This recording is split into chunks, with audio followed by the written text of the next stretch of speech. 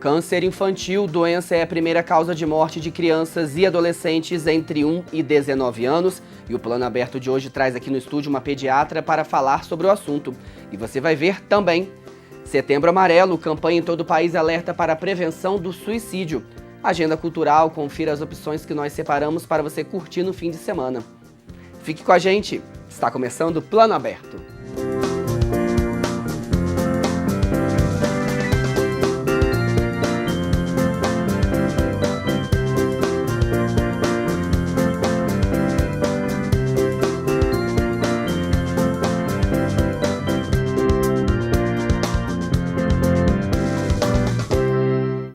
Olá! De acordo com dados da Organização Mundial da Saúde, todos os anos o suicídio é responsável pela morte de cerca de 800 mil pessoas no mundo. 9 em cada 10 casos poderiam ser evitados com diagnóstico precoce, seguido de tratamento. E é isso que busca a campanha Setembro Amarelo. A iniciativa começou aqui no Brasil em 2015 por meio de uma parceria entre o Centro de Valorização da Vida, o Conselho Federal de Medicina e a Associação Brasileira de Psiquiatria. A Adriana Moreira conversou com uma psicóloga sobre o assunto. Confira. Segundo o Ministério da Saúde, mais de 30 brasileiros cometem suicídio todos os dias. É a quarta maior causa de morte entre os jovens de 15 a 29 anos. E para falar sobre o assunto, eu converso agora com a psicóloga Marcela Oliveira. Marcela, por que os números de suicídio são tão altos, principalmente entre os jovens? Olha, na verdade, o que a gente tem visto são jovens muito depressivos ultimamente. Eles têm dificuldade em lidar com as coisas que acontecem no dia a dia. E a gente tem a impressão de que quanto mais redes sociais a gente usa, mais próximo a gente está das pessoas. Nem sempre isso é verdade. Para o jovem, isso tem sido uma dificuldade muito grande de se enfrentar, estar sozinho no meio de um monte de gente. E o suicídio é considerado um problema de saúde?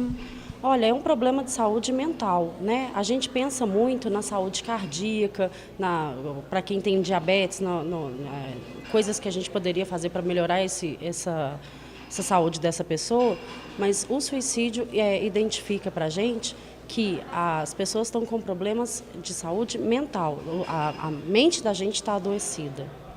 E quais são os fatores de risco para o suicídio?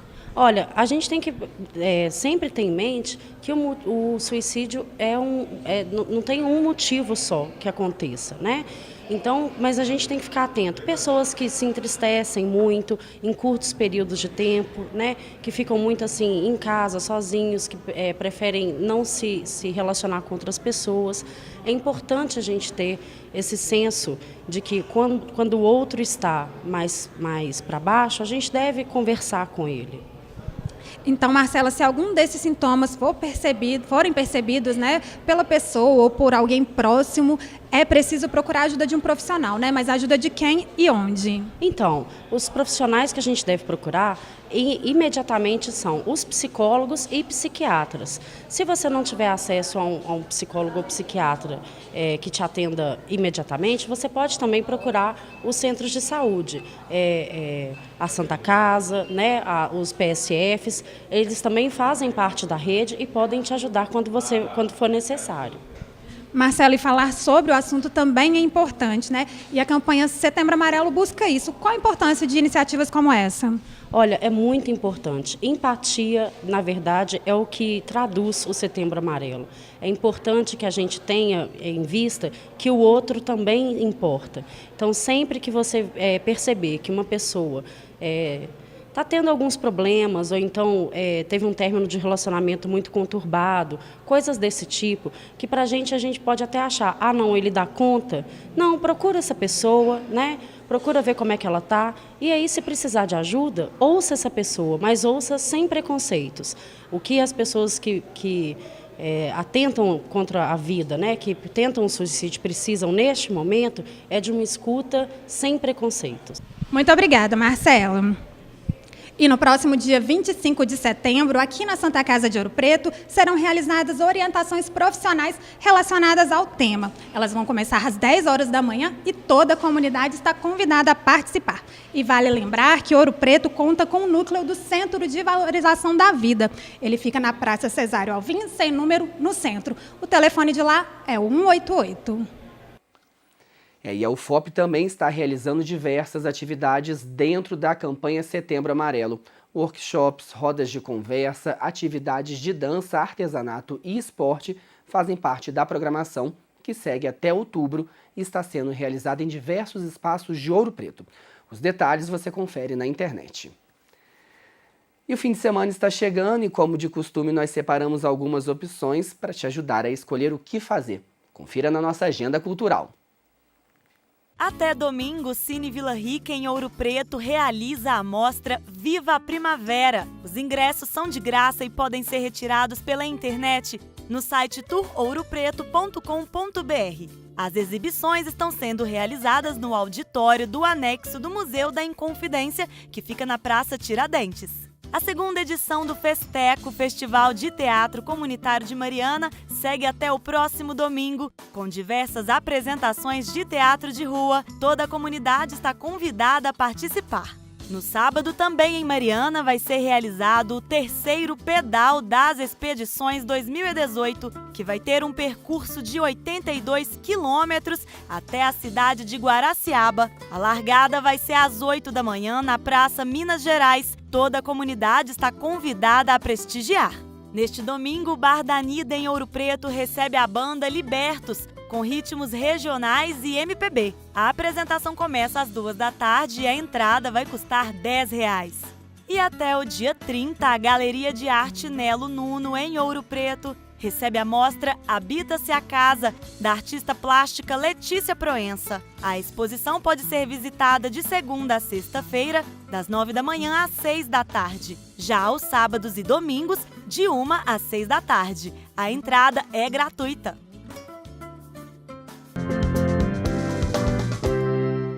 Segundo a Organização Mundial da Saúde, nos últimos 20 anos, o diagnóstico de câncer infantil aumentou 13% entre crianças menores de 14 anos. Outro dado preocupante é do INCA, o Instituto Nacional de Câncer. Ele mostra que atualmente a doença representa a primeira causa de morte, cerca de 8% do total, de crianças e adolescentes entre 1 e 19 anos. E os sintomas do câncer infantil podem ser confundidos com outras doenças comuns.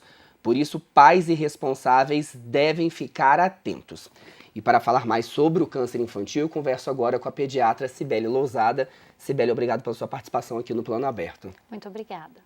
Cibele, quando a gente fala de câncer infantil, a gente não está falando de um tipo só de câncer, né? Explica pra gente o que seria o câncer infantil. O câncer infantil corresponde a um grupo de doenças que se caracteriza pela proliferação, pela multiplicação de células anormais, ou seja, de células que sofreram algum tipo de mutação, e isso pode acontecer em qualquer local do organismo. Sim, e quais são os tipos de câncer mais comuns entre as crianças? Os tipos de câncer mais comuns na infância são as leucemias, que afetam os glóbulos brancos do sangue, os tumores do sistema nervoso central e os linfomas, que afetam o sistema linfático. Também podem acometer as crianças e os adolescentes os neuroblastomas, que são tumores do sistema nervoso periférico, frequentemente de localização abdominal, o retinoblastoma, que afeta a retina, o tumor de Wilms, que é um tipo de tumor renal, os osteosarcomas, que acometem os ossos, os tumores de células germinativas, que são as células que vão originar os ovários e também os testículos. Sim, o câncer por si só já é uma doença muito agressiva, né? Nas crianças, a tendência é ele ser mais agressivo ainda? Sim, o câncer infantil ele é mais agressivo do que o câncer no paciente adulto, porém ele tem maior possibilidade de cura, uma vez que o câncer infantil ele é mais sensível, ele responde melhor aos tratamentos convencionais, principalmente a quimioterapia. Sim, Cibele, como eu disse no início da entrevista, alguns sintomas do câncer infantil são confundidos com sintomas de doenças comuns, né, na infância. a quais sintomas os pais, então, devem ficar atentos? Exatamente, não existem sinais e sintomas específicos para o câncer infantil e então eles podem passar desapercebidos, né? Devem chamar a atenção dos pais, dos responsáveis e também dos médicos, né? Palidez, sangramentos e hematomas constantes, febres constantes, frequentes, persistentes, apesar de alguns tipos de tratamento instituídos, presença de massas abdominais, massas na região do pescoço, na região da virilha, uma perda de peso inexplicada e também dores de cabeça, principalmente se associadas a vômitos, alterações do comportamento da criança e do adolescente ou alterações motoras que podem levar a criança a quedas frequentes ou algo desse tipo. Os pais precisam ficar atentos, né? Mas existe uma causa específica ou causas específicas para o câncer infantil? Não, diferentemente do câncer do adulto, né, no qual existem vários fatores de risco associados, né, tais como tabagismo, estilo de vida, sedentarismo, uma alimentação inadequada, né, não existe uma associação entre o câncer infantil e fatores ambientais. Então, é exatamente por isso que a gente tem uma dificuldade em prevenir, né, em fazer a prevenção do câncer infantil, diferentemente do paciente adulto. Sim, é isso que eu ia comentar com você, porque entre os adultos há uma série de regras, né? De orientações, né? Isso. Não fumar, evitar a bebida alcoólica, praticar exercícios físicos, mas a criança que está começando a vida, como se prevenir? Esse tipo de orientação, né, fica aí para investigações futuras, né? O câncer infantil, ele geralmente tem origem, né, embrionária, então desde a saúde intrauterina, né, desde o período perinatal, né, a condições maternas, então atualmente não existe essa recomendação de prevenção de câncer infantil. Seria genético. Exatamente. Cibele, por isso que o diagnóstico precoce é sempre importante para qualquer tipo de doença e para o câncer principalmente, né? Sem sombra de dúvidas. Muitas crianças e adolescentes vão ter o diagnóstico da doença já em fase avançada. Isso se deve a uma série de fatores, né? Dentre eles, a desinformação dos pais, a desinformação dos próprios profissionais de saúde, o medo do diagnóstico e a dificuldade de acesso, né, a esses serviços onde o tratamento é realizado. A ênfase atual é dada, né, no diagnóstico precoce e na instituição da terapêutica de maneira precoce para que isso aumente, né, as chances, né, as taxas de cura, né, de sucesso terapêutico. Sim, e tratamento não existe aqui na região, né, nem Ouro Preto, Mariana, né? Exatamente, na região dos Inconfidentes a gente não tem um serviço especializado no tratamento, né, oncopediátrico, o diagnóstico, né, a suspeita diagnóstica pode ser realizada na região, pelos profissionais da região, mas essas crianças serão encaminhadas para os serviços de referência em Belo Horizonte. Sim, em Belo Horizonte a gente tem os locais aqui que fazem o tratamento do câncer infantil. São eles: a Santa Casa de Misericórdia, o Hospital da Baleia e o Hospital das Clínicas da Universidade Federal de Minas Gerais. O telefone da Santa Casa é o 3238 8100, o do Hospital da Baleia é o 3489 1500 e o do Hospital das Clínicas é o 3409 9000. Cibele, muito obrigado pela participação aqui e pelos esclarecimentos aqui no Plano Aberto. Eu quem agradeço pela oportunidade, né, de falar de um tema tão relevante, principalmente pensando em diagnóstico precoce. Obrigado. Obrigada. E a gente, assim, encerra o Plano Aberto de hoje. É sempre muito bom ter a sua companhia. Você pode rever todas as nossas reportagens, pode rever essa entrevista com a Cibele no nosso canal na internet, youtube.com/tvufop. Então, até o nosso próximo encontro.